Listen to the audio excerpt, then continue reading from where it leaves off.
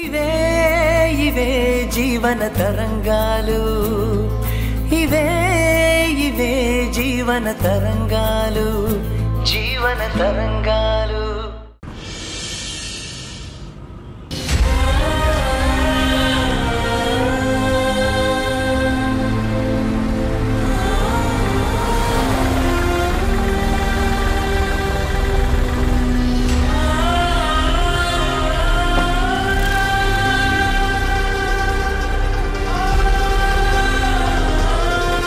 ఏంటక్కా, నడక హెల్త్కి మంచిదని నడుస్తున్నావా? లేదంటే ఆటోకి డబ్బులు కూడా ఖర్చు పెట్టకుండా సేవ్ చేసి వాటిని నా మొహాన కొట్టాలని చూస్తున్నావా? అదేం లేదు, నడవాలనిపించింది నడుస్తున్నాను అంతే. ఎందుకక్క ఇలా బిహేవ్ చేస్తున్నా? నీకేమైనా పిచ్చి పట్టిందా? లేదంటే నాతో తెగదెంపులు చేసుకోవాలని ఇలా చేస్తున్నావా?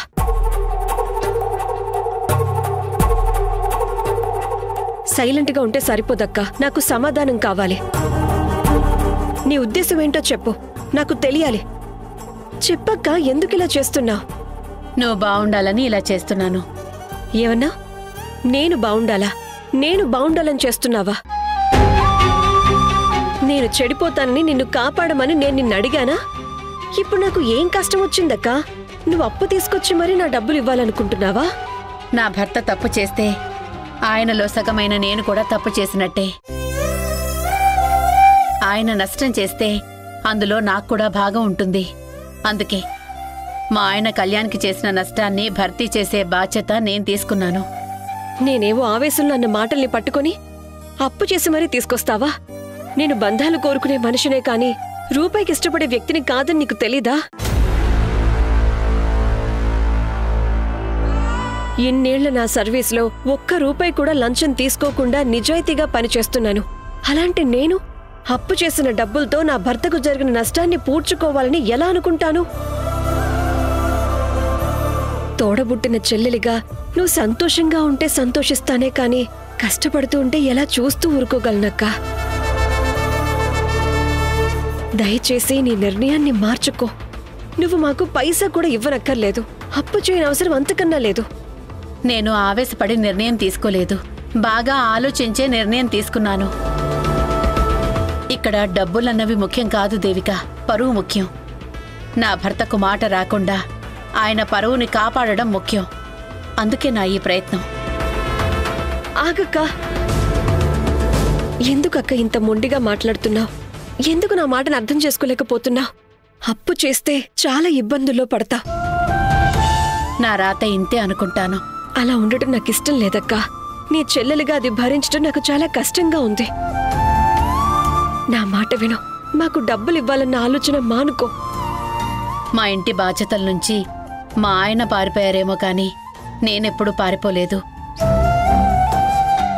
నా భర్త వల్ల జరిగిన నష్టాన్ని భర్తీ చేయడం నా బాధ్యత. నేను నెరవేర్చి తీరుతాను. నేనన్న మాటల్ని మనసులో పెట్టుకుని ఇదంతా చేస్తున్నావు కదా? డబ్బులిచ్చి నాతో ఉన్న రిలేషన్ని తెంచుకోవాలని డిసైడ్ అయ్యావు, అంతే కదా? అపార్థం చేసుకుంటున్నావు దేవిక. డబ్బెలాంటిదో నేను నీతో మొన్నే చెప్పాను. నువ్వు డబ్బుతో ఆ బంధం తెగిపోతుందని అంటున్నావు. అదే డబ్బుతో ఆ బంధాన్ని నిలబెట్టుకోవాలని నేను చూస్తున్నాను అంటున్నాను. ఈ తేడా అర్థమైతే నువ్విలా నన్ను నిలదీసేదానివి కాదు. మా అక్క కుటుంబాన్ని కష్టాల్లోకి తోసి నిలబెట్టుకునే బంధం ఒక బంధమేనా? మనం ఉన్నంతకాలం ఆప్యాయంగా పలకరించుకోవాలి అంటే ఆ బంధం అవసరం. నువ్వు ఏడుస్తూ ఉంటే నేనొచ్చి బాధపడకక్క. మీకు మళ్ళీ మంచి రోజులొస్తాయని 4 ఓదార్పు మాటలు చెప్పటం కోసం ఆ బంధం అవసరమా? అక్క కష్టపడకూడదు అన్న నీ ఆవేదన్ని నేను అర్థం చేసుకుంటాను దేవిక. కాని ఒక్కసారి ఆలోచించు. ఒకవేళ కళ్యాణ్ బిజినెస్ చేసి లాస్ అయ్యి అప్పులు చేశాడే అనుకో, భార్యగా నువ్వు ఆ అప్పుల్ని తీర్చేసి నీ భర్తను ఆదుకుంటావు కదా. ఇప్పుడు నేను నీ తరపున కళ్యాణ్ గురించి ఆలోచించి తనకెంతో కొంత హెల్ప్ అవుతుందన్న ఉద్దేశంతోనే డబ్బులు ఇవ్వాలని అనుకుంటున్నాను. నువ్వు కాదనకుండా తీసుకో. అంతేగాని హాస్పిటల్లో నువ్వేదో నన్ను 4 మాటలు అన్నావని నేను ఇవ్వడం లేదు. రేపొద్దున్న మీ బావ చేసిన నష్టం వల్ల మీ ఇద్దరి మధ్య గొడవలొచ్చి విడిపోయే పరిస్థితి వచ్చిందని నాకు తెలిస్తే నేనెలా తట్టుకోగలను? ఇప్పుడిప్పుడే మీ కాపురం చక్కబడుతోంది. మా వల్ల మీ మధ్య మనస్పర్ధలు రాకూడదు. డబ్బుదేముంది, ఈరోజు పోతే రేపు. కానీ కొన్ని సంబంధాలు తెగిపోతే మాత్రం తిరిగి అతికించలేము. కళ్యాణ్ మునుపటి మనిషి కాదక్కా. తను కూడా మీరు బాగుండాలని కోరుకునే మనిషే. బావ చేసిన తప్పుల్ని ఎత్తి చూపే మనిషి కాదు. నేనంటే ప్రాణంగా సర్వస్వంగా భావించి మళ్ళీ నా దగ్గరకొచ్చి కలిసిపోయాడు. అలాంటి మనిషి చిన్న చిన్న వాటికి వెళ్ళిపోతాడని నేను కల్లో కూడా అనుకోను. నేను కూడా మీ బావ గురించి మొదట్లో ఇలాగే అనుకున్నాను. కానీ పరిస్థితులు నా నమ్మకాలు తప్పని నిరూపించాయి. ఒకవేళ నీ అంచనా తప్పి కళ్యాణ్ మళ్ళీ నీకు దూరంగా వెళ్ళిపోయి పాత జీవితాన్ని మళ్ళీ స్టార్ట్ చేస్తే నువ్వేం చేస్తావు? అంచనాల కన్నా అనుభవం విలువైంది. నీకన్నా పెద్దదానిగా, జీవితం చూసిందానిగా చెప్తున్నాను. ఈ కాలం డబ్బుల కోసం ప్రాణాలే తీస్తున్నారు. బంధాలు తెగిపోవు అన్న గ్యారంటీ లేదు. నా నిర్ణయాన్ని మార్చుకోమని చెప్పకు. నా మాట వినక్క ప్లీజ్. ఇక చాలు దేవిక, నాలో ఓపిక నశించింది. నీతో వాదించే ఓపిక నాకు లేదు. దయచేసి నన్ను వదిలే.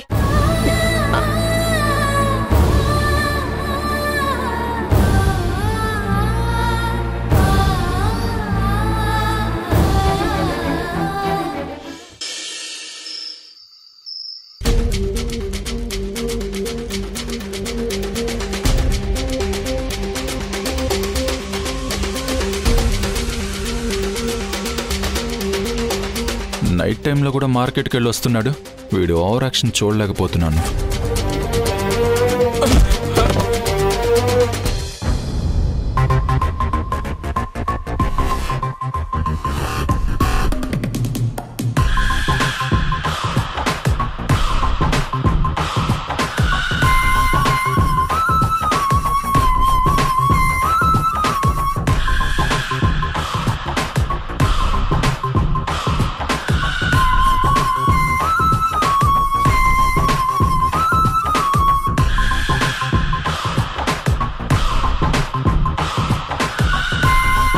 ఇప్పుడు అన్నయ్య నా కాళ్ళ దగ్గర ఉన్నదాన్ని తీసుకుంటాడా, లేదంటే నా కాళ్ళ దగ్గర బెండ్ అవడం దేనికని వదిలేస్తాడా?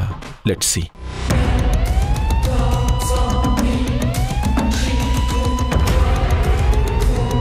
రే రాజశేఖర్, నువ్వు ముద్ర అయితే నేను దేశముద్ర. అది నువ్వు తీసుకోవాల్సిందే తప్ప నేనివ్వను.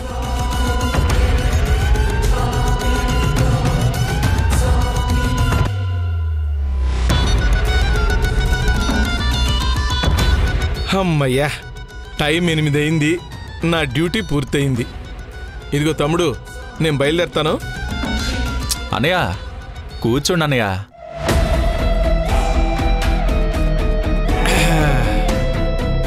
తమ్ముడు, ఇంకేంటి విశేషాలు?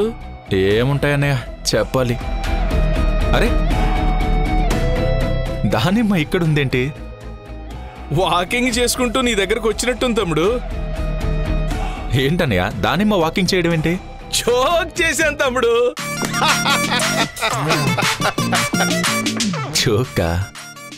ఇందాక బ్యాగ్ జారి పడితేను అందులో నుంచి దొర్లుకుంటూ నీ కాళ్ళ దగ్గరకు వచ్చి పడుంటుంది.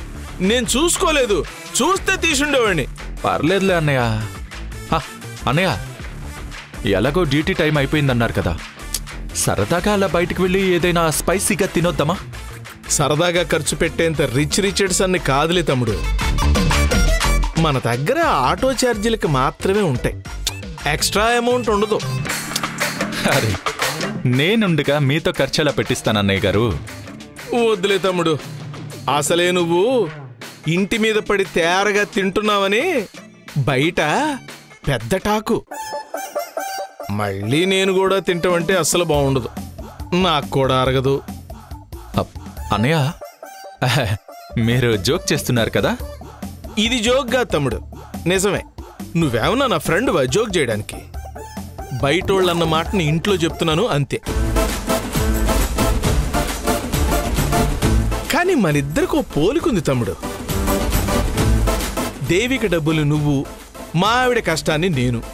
నొప్పి తెలియకుండా షర్టు మార్చిపోకుండా ఖర్చు పెడుతూ ఎంజాయ్ చేస్తున్నాను తప్ప ఈ ఇచ్చితంతే 10 రూపాయలు జేబులో గాని బ్యాంక్ అకౌంట్లో గాని లేవు.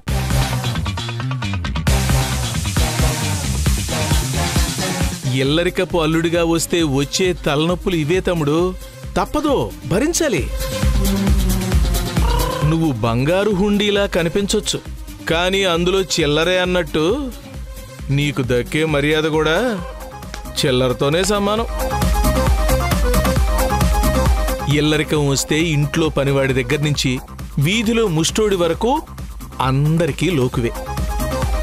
చేతకాని చవట కాబట్టే భార్య సంపాదన మీద ఆధారపడ్డాడు. టాలెంట్ లేదు కాబట్టే ఇంట్లో టీవీ చూస్తూ హ్యాపీగా టైంపాస్ చేస్తున్నాడని గట్టిగా రూమర్స్ క్రియేట్ చేస్తారు. నేను ఎలాంటి వాణ్ణో దేవికకి బాగా తెలుసు అన్నయ్య.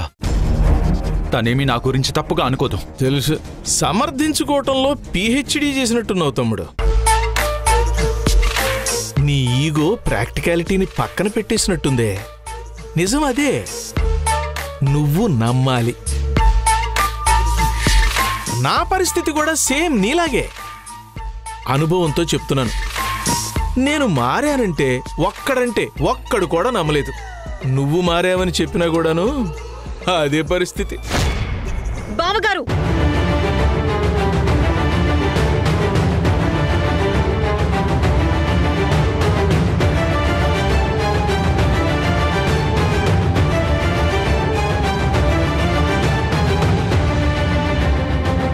ఫోన్లే బావగారని అన్ని భరిస్తుంటే ఇప్పుడు నా భర్త బాధపడేలా మాట్లాడతారా? మీరన్నట్టు మీరు మారానంటే ఎవ్వరూ నమ్మట్లేదేమో, కానీ నేను నా భర్త మారి వచ్చాడని మనస్ఫూర్తిగా నమ్ముతున్నాను. ఇలాంటి మాటలు ఇంకొక్కసారి కళ్యాణ్తో చెప్పారని తెలిస్తే మాత్రం నేను సహించను. Mind it.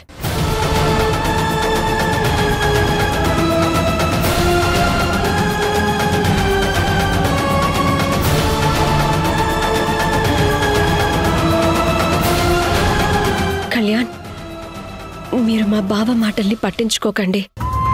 ఆయన మిమ్మల్ని హర్ట్ చేసేలా మాట్లాడుంటే నేను సారీ చెప్తున్నాను. అన్నయ్య నేను ఇల్లరికం వచ్చానని నలుగురు 4 రకాలుగా అనుకుంటారని చెప్పాడు. ఆయనకి మనం హ్యాపీగా ఉండటం ఇష్టం లేదండి. అందుకే మిమ్మల్ని ఏదో ఒక విధంగా డిస్టర్బ్ చేయటమే టార్గెట్గా పెట్టుకున్నాడు. మీరు జాగ్రత్తగా ఉండండి. దేవిక, నీకోసం ఇలాంటివి ఎన్ని వచ్చినా నేను బాధపడ్ను, భరిస్తాను.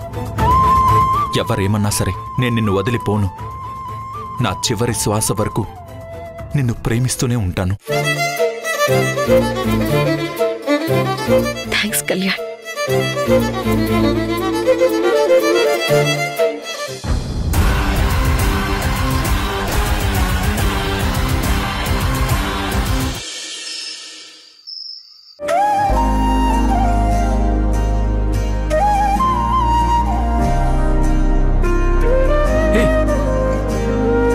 ఏంటి దేవిక, కళ్ళు మూసావు? కొత్త ప్లేస్లో కళ్ళు ఓపెన్ చేయాలి కాబట్టి. కొత్త ప్లేస్ అంటే? నాతో వస్తే చూపిస్తాను, రండి.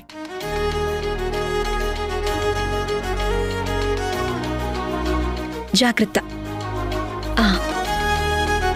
స్టెప్స్ ఉన్నాయి, పదండి. స్టెప్స్ ఉన్నాయి, చూసుకోండి.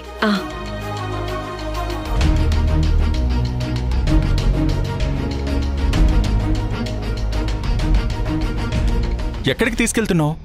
సర్ప్రైజ్. చెప్పను, చూపిస్తాను. మెట్లెక్కండి.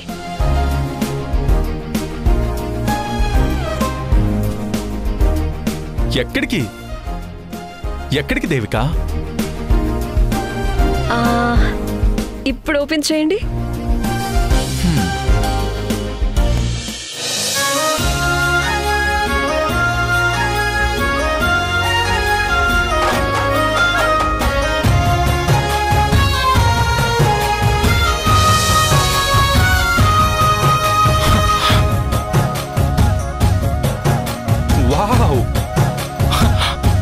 ఆసమ్ దేవిక, నిజంగా సర్ప్రైజ్ చేసావు. నిజంగా నీ నుంచి నేను ఎక్స్పెక్ట్ చేయలేదు.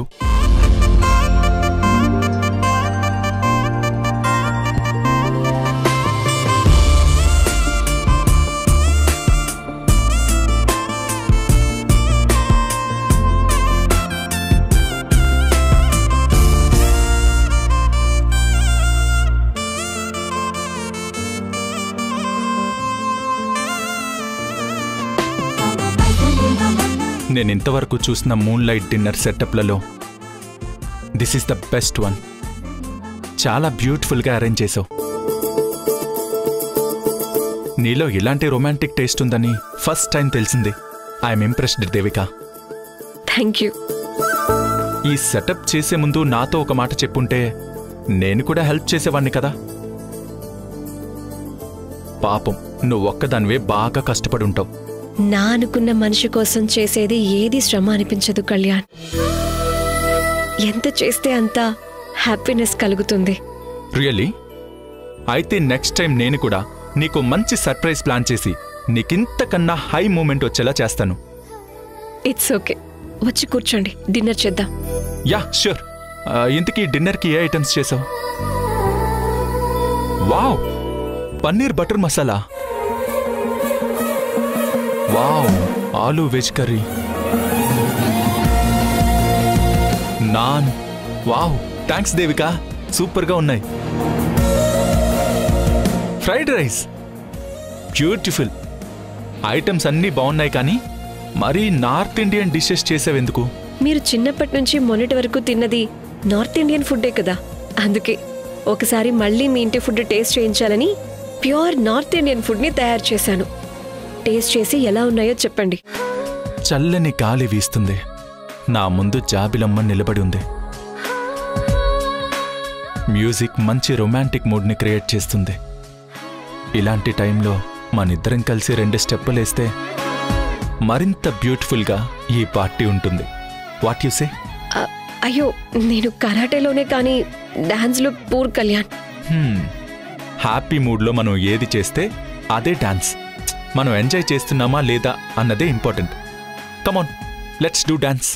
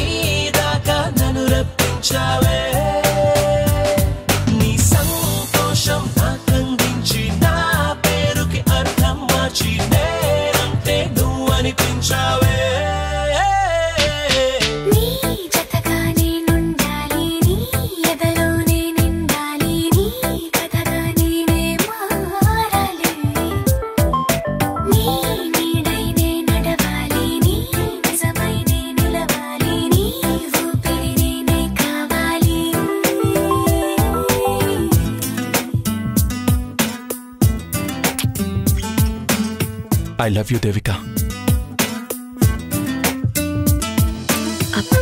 I love you too, Kalyan.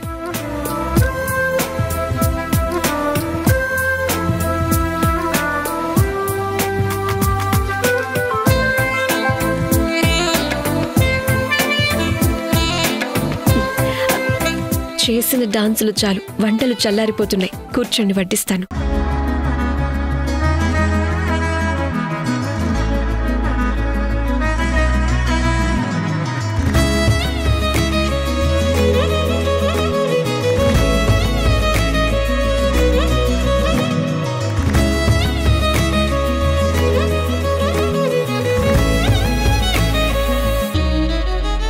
అన్నీ వడ్డించేశాను, ఇక భోంచేసేయండి. నన్ను మాటల్లో చెప్పలేనంతగా ప్రేమిస్తున్నావు. నన్ను నీ హృదయంలో పెట్టి చూసుకుంటున్నావు. నీ కళ్ళల్లో పెట్టి కాపాడుకుంటున్నావు. ఇలాంటి మంచి మనిషినా నేను గతంలో బాధ పెట్టింది అని రిగ్రెట్గా ఫీల్ అవుతున్నాను Devika. I'm so sorry. No Kalyan, నేను నిన్ను క్షమించమని అడగాలి. ఎన్నో అవమానాలు, కష్ట నష్టాల్ని నా కోసం భరిస్తున్నావు, నా కోసం నిలబడ్డావు కూడా. I'm so thankful to you.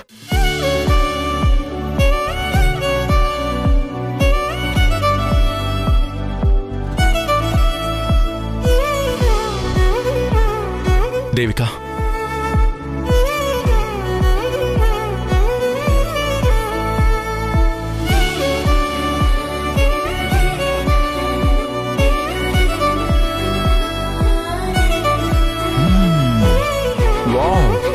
Devika, అమృతంలాగా చేసావు. టేస్ట్ వండర్ఫుల్గా ఉంది.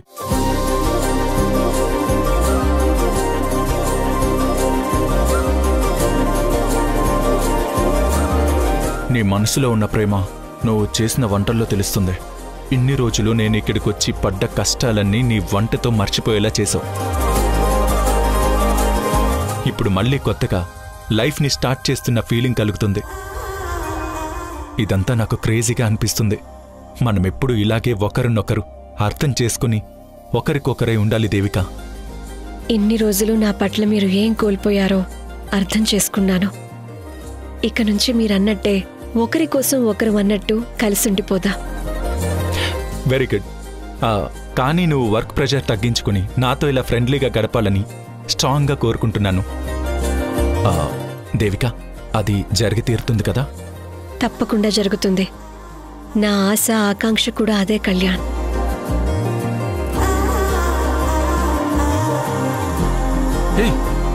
నువ్వింకా తినట్లేదు?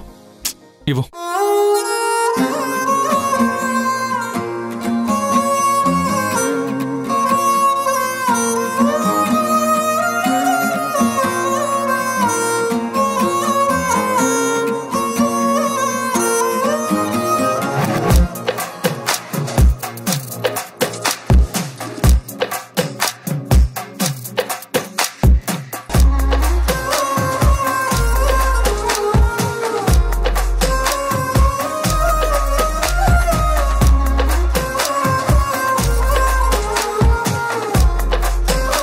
మనం ఇలా అన్యోన్యంగా ఉండాలని మీ అక్క కూడా కోరుకుంటుంది. అందుకే మన మధ్య ఎలాంటి మనస్పర్ధలు రాకూడదని జరిగిన లాస్కి డబ్బులు ఇవ్వాలని చూస్తున్నారు. కానీ నా వల్ల జరిగిన ప్రాబ్లంని నేనే సాల్వ్ చేస్తా. ఆ డబ్బులు మనకు అక్కర్లేదు దేవిక.